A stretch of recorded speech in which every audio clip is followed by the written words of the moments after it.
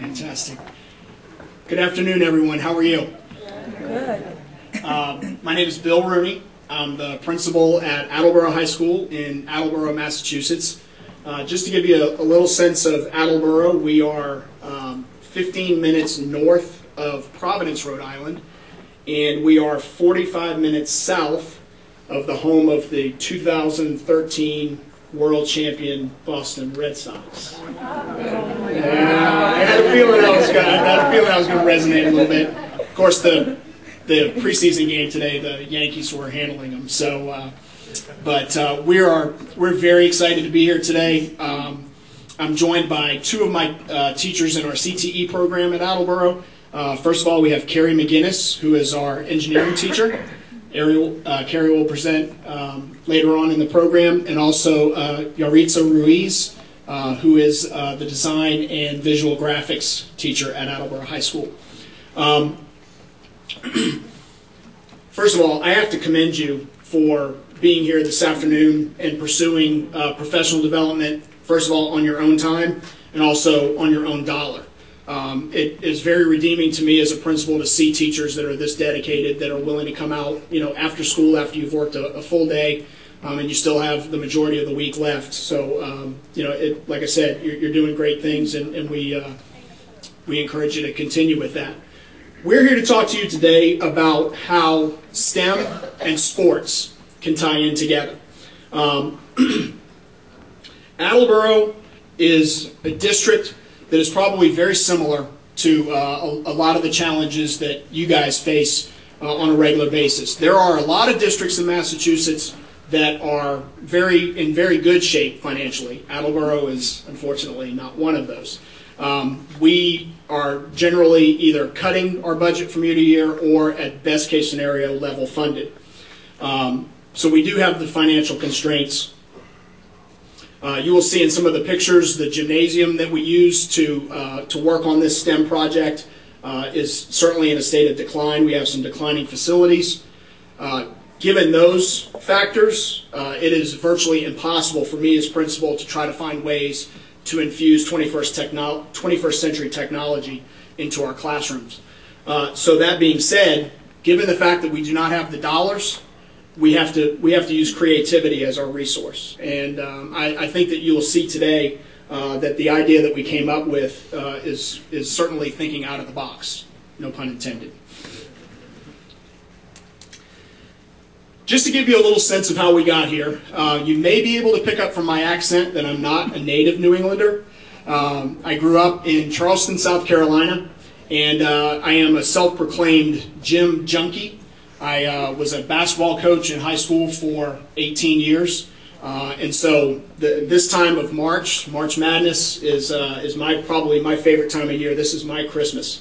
So I am a certified gym junkie. I was a math teacher. I taught algebra, geometry, and algebra 2 for 10 years before I became a principal. Now as a principal, I am a spokesperson for trying to infuse as much technology into our classrooms as possible. So here's the unique story.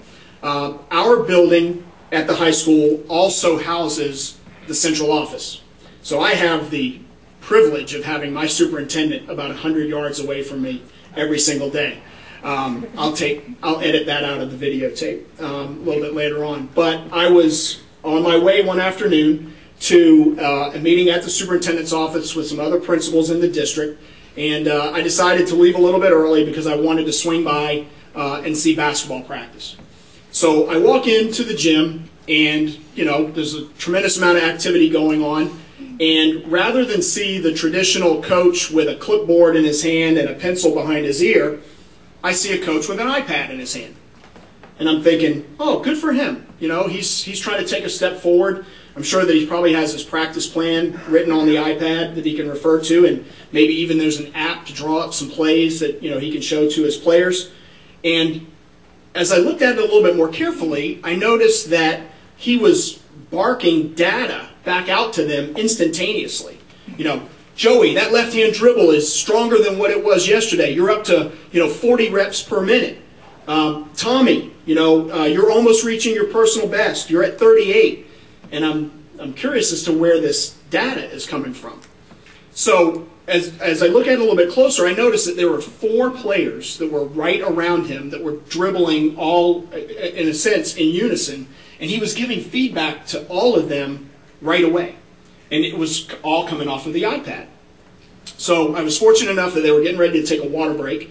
So they took a water break. I called the coach over. I said, Mark, I said, what is it that is enabling you to be able to provide this feedback to them right away? And he said, we have a Bluetooth basketball. He said, I bought a few of them for the basketball program. He said, there's a free app that goes on iPad, goes on iPhone. He said, our players can stay after practice. They can use their own iPhone. They can load the app. They can work on their ball handling skills. They can work on the trajectory of their shot. He said it's instantaneous feedback. And I was, as a former basketball coach, I'm just like blown away. I'm like, I could have actually won a few more games if I had this type of technology.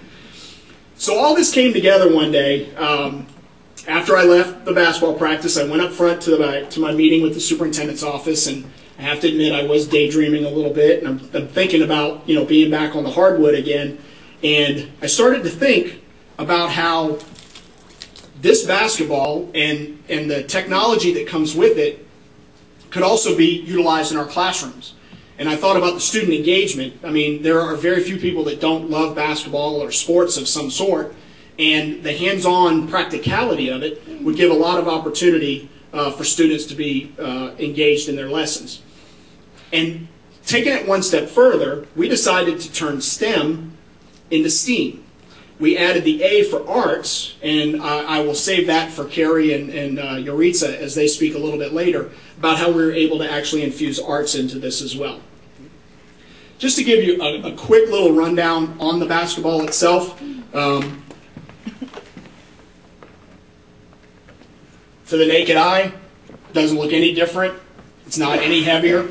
Has a nice leather feel to it, but it is both an indoor and outdoor basketball. But it has sensors inside of it.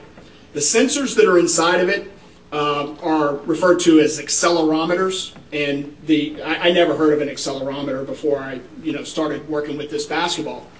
But an accelerometer is the same type of thing that we have in our cars when we have an airbag system. So when our car goes from 60 to 0 in 0.1 seconds, that accelerometer tells the airbag it's time to go off, something's wrong. There are also gyros in here. I don't know what the gyros really do, okay, but they're really cool, and they do provide that instantaneous feedback that goes right onto the iPad or to the iPhone with that free app.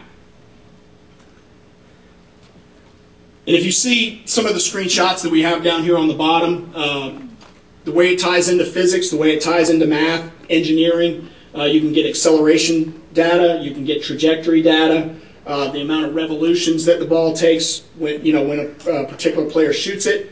So there's a lot of different things that can be studied, not only to help somebody improve as a basketball player, but also that can be applied to practical mathematics and science in the classroom.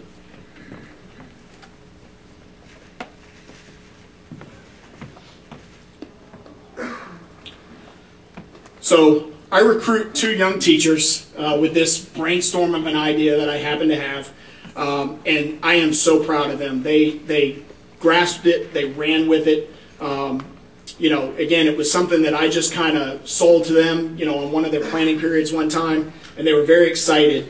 It gave them an opportunity to, in a sense, flip their classrooms.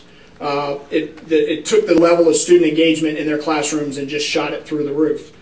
It also gave us an opportunity to do some interdisciplinary instruction. You will hear from Carrie and Yoritza how the engineering students and the design and visual students collaborated and assisted one another through the curriculum.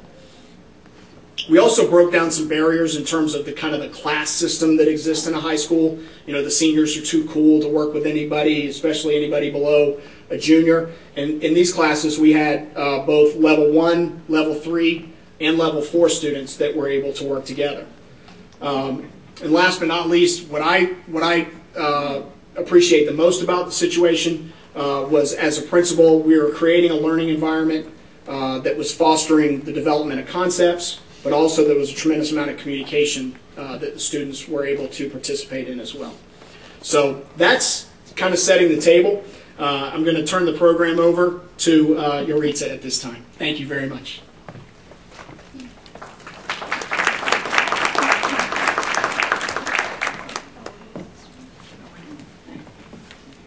Good evening, everyone. My name is Yoritza Ruiz, and I am the Design and Visual Communications teacher at Attleboro High School. And my career as a teacher began back in 2001 here in the city of New York. I am a proud graduate of the SBA program as well as the New York City College of Technology.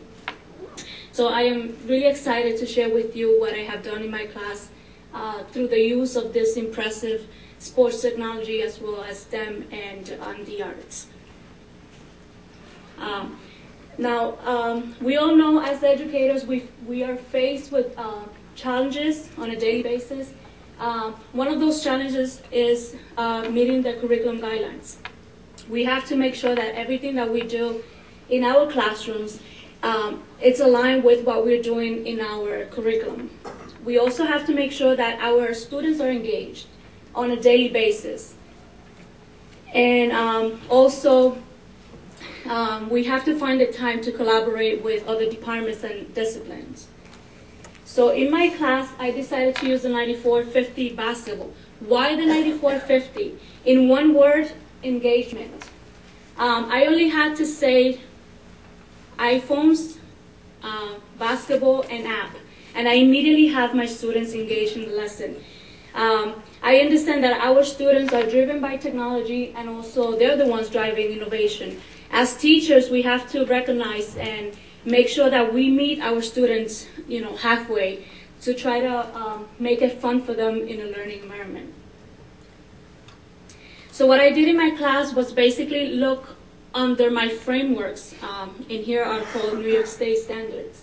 And I selected the creative process in order to have my students create an advertisement promoting the concept of better STEM in schools around the U.S. using the 94Fifty basketball as a tool to make learning more fun and also applicable to the world they understand. So I basically divided my class into teams of 5, and they each had a chance to select the role and the title that they wanted to follow within their agency. One of the key goals of this project was to foster collaboration between students and disciplines.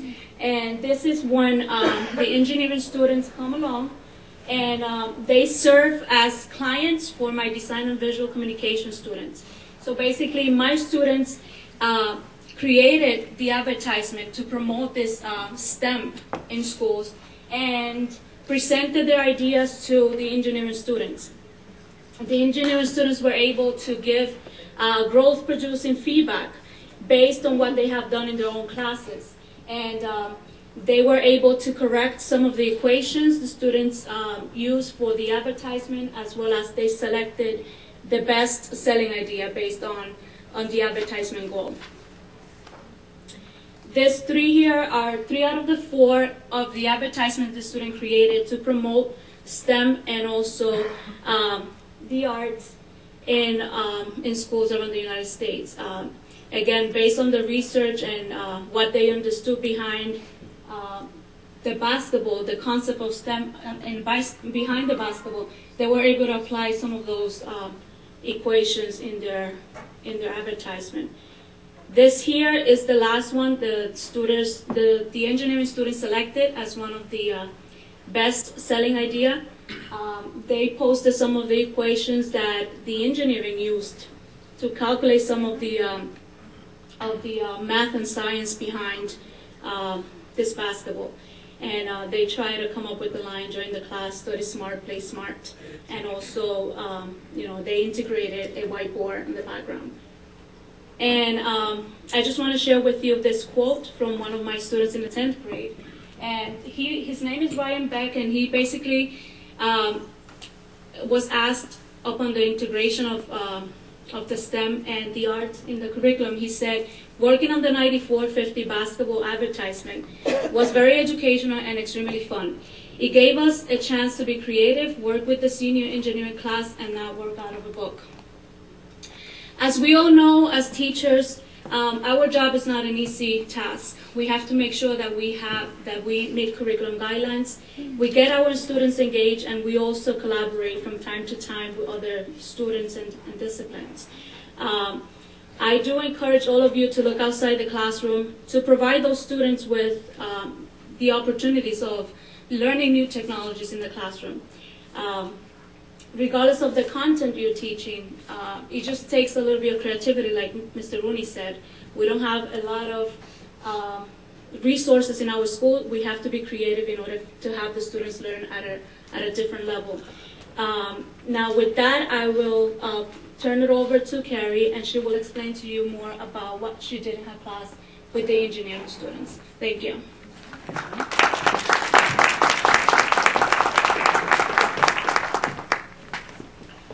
Good evening. How are you guys doing out there?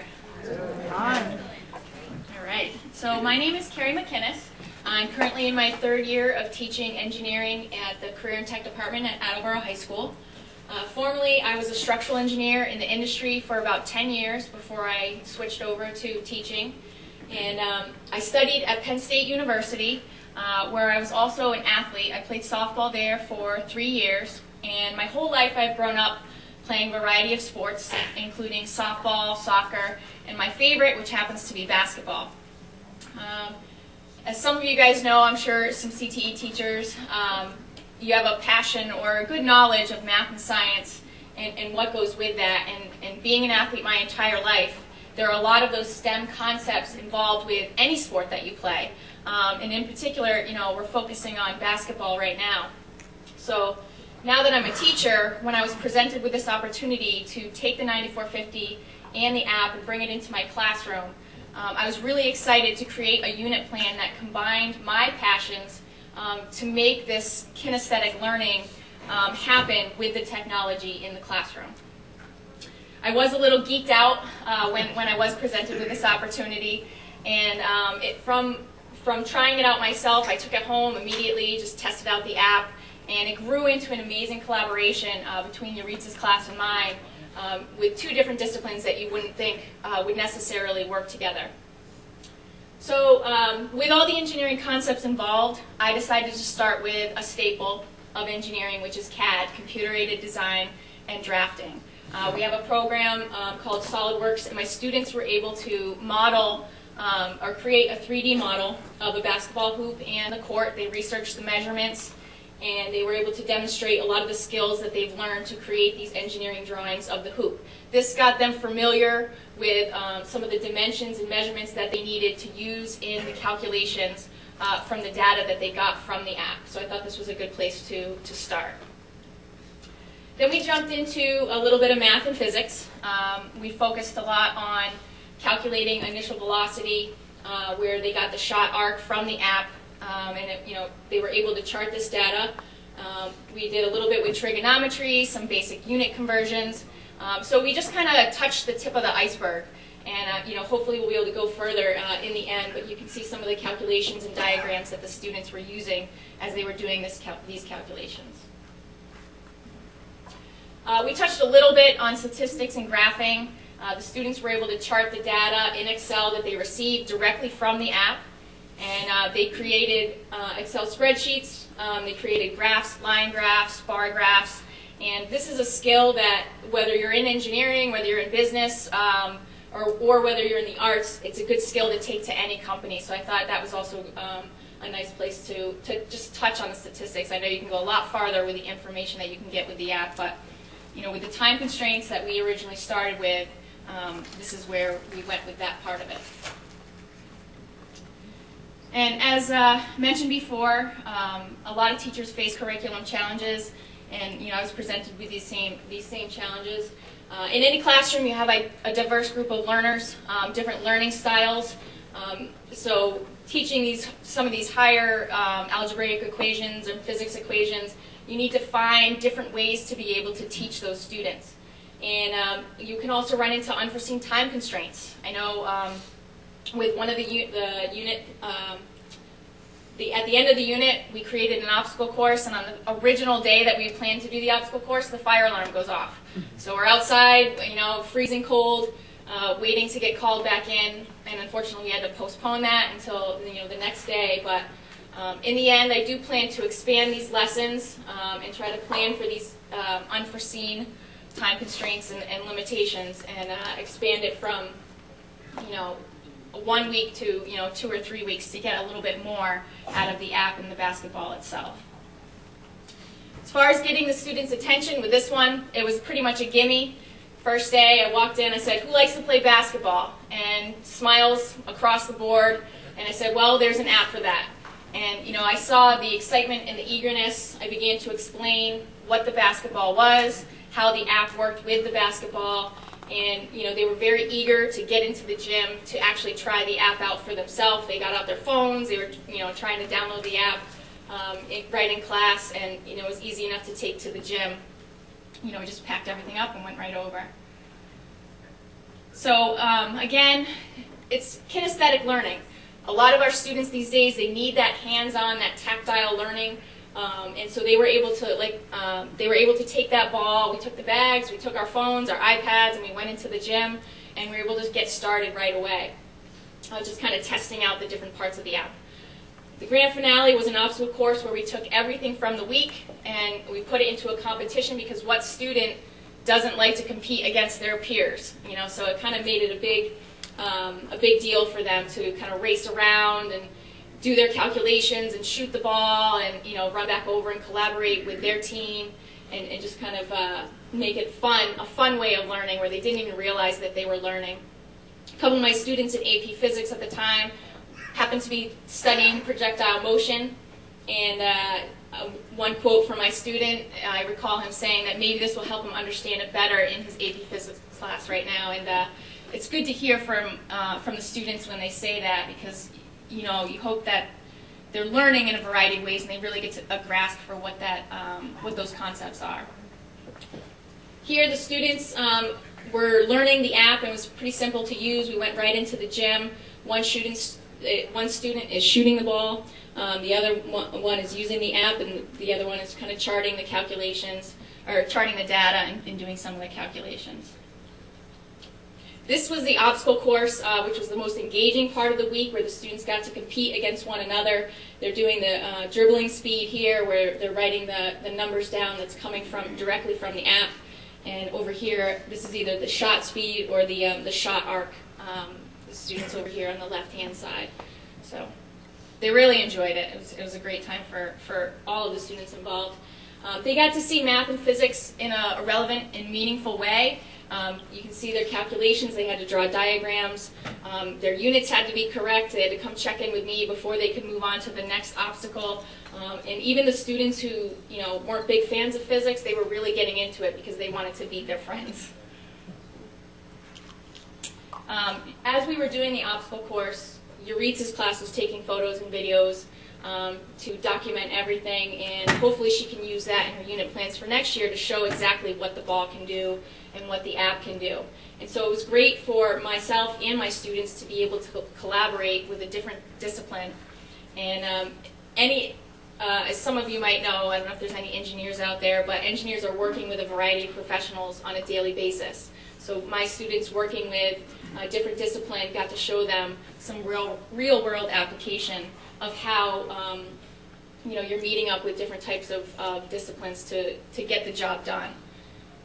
As far as future technology, we'd like to see different sports balls come out of this with this same technology, so we could bring maybe 1 or 2 of each type depending on what the interests are of the classroom, and kind of just spice it up a little bit more for the students. And it's also good motivation for your students to see this type of technology, because maybe they're going to be the next people out there to come up with the next big piece of technology that you know, they would be really excited about to get out there on their own. So with that being said, I want to thank you guys for listening to me gab for a little while. Bill's not quite done yet. He has a little bit more to say about where AHS is taking this technology. So, you know.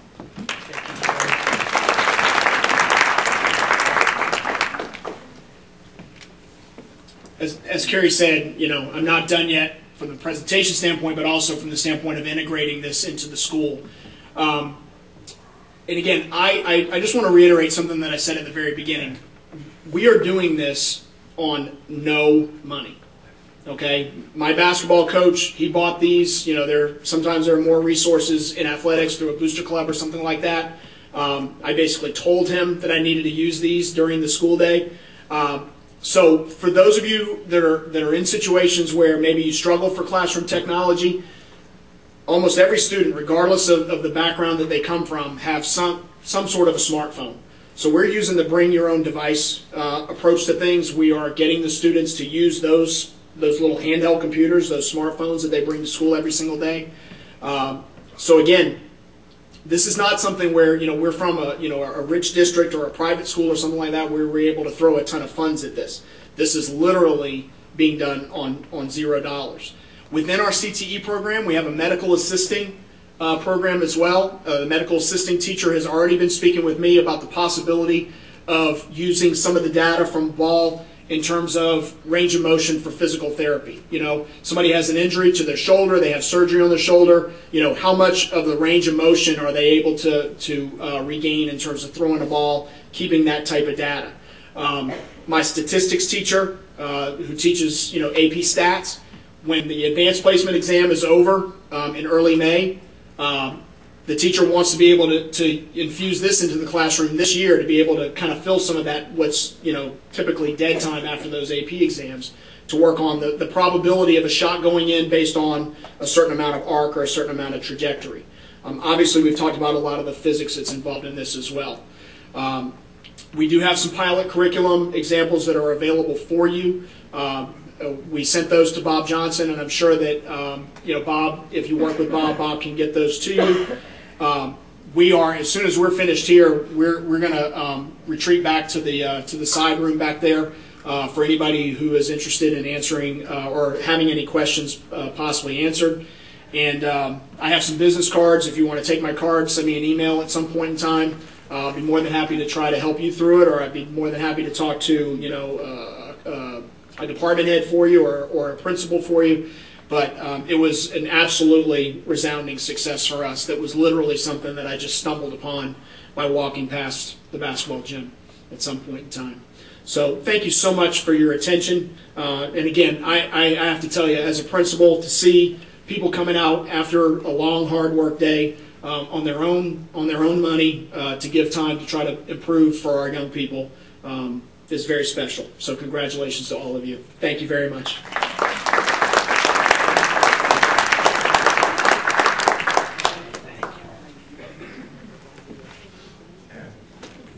Thank you guys very much. That's great. It's always fun to see what people are doing, and the cool part about this is this basketball that's up here on the stage, we're actually going to